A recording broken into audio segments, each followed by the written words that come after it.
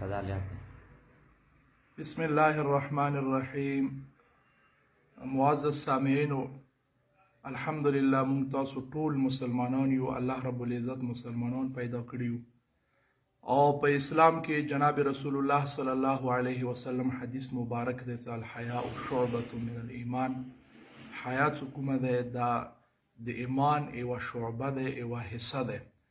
نو دی وجه نه نن زه تاسو سره چې کومه خبره شریکه کوم ټولو مسلمانانو ورونو سره، خاص کر زه کورمیوالو ورونو سره چې په کورمې کې تقریبا 8-9 پورې داسې کیسونه هغه موږ مخته راغلو.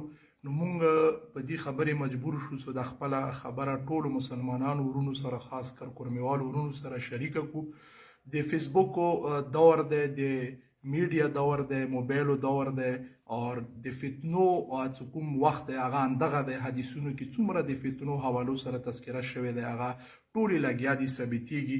نو څو ورځونه موږ ته دغه شی په ریپورټونو کې راځي چې مختلفې جلکې هغه موبایل باندې فرینډ ریکویسټ واستوي، بیا هغه قبول کړي هغه کس، او قبلولو نه بعد هغه بیا میسنجر باندې هغه سره خپلې چې کوم تعلقات خبرې دي هغه شروع کړي، او دا تعلقات سی ورو ورو اخري دې حد ته راورسوي چې دا کس تیار کړي او دینه داسې ویډیوګانې هغه وکړي په هغو حالاتو کې چې هغه بربنډ وي، جسم باندې کپړه نه وي، او داسې حالات وي چې هغه یو حیادار سړی چې کوم دی هغه نشي بیانولی.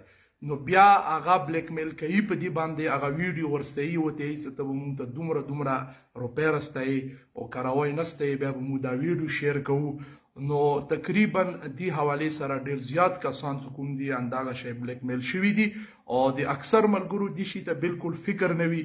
نو زه ریکویسټ کوم تاسو ته چې خاص کر څومره پلاران دي، څومره نوجوانان دي، څومره سرپرستان دي د کورونو، هغه په خپلو ماتحتو باندې هغه باندې ټولو ته دا خبر ورسوي، او څومره ملګري ما دا خبر واوري دا مخته شیر کړي چې دغه شی چې کومه دا فتنه را روانه ده، او د خلکو عزتونه، یو عزتداره سړی به وي، یو عزتداره خاندان به وي، او د هغه عزت به چې کوم دی هغه به خاورو سره د دې د وجې نه میلاو شي. لهذا داسې څوک تاسو ته د زنانو د جلکیو په صورت کې چې فرینډ ریکویسټ راواستوي، تاسو بالکل مه قبلوو، او بالکل میسنجر باندې هغه باندې تاسو بالکل دا تعلق مه ساتو.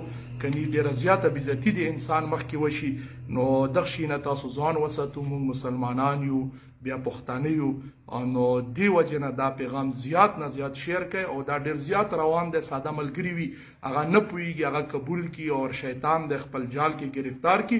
او پیغمبر علیه السلام فرمایي، حدیث شریف مفهوم دا دی چې دا ښځې چې کوم دي دا د شیطان جال دی، او د دغو په ذریعې سره هم د انسان چې کوم دی هغه بیا ډېره بېزتي وشي. نو تاسو د دغه شي ډېر زیات خیال وکړو، د خپل عزت تحفظ وکړو، څومره ملګري رشته دار وي د هغوی عزت هم بچ کړو. واخر دعوانا الحمدلله.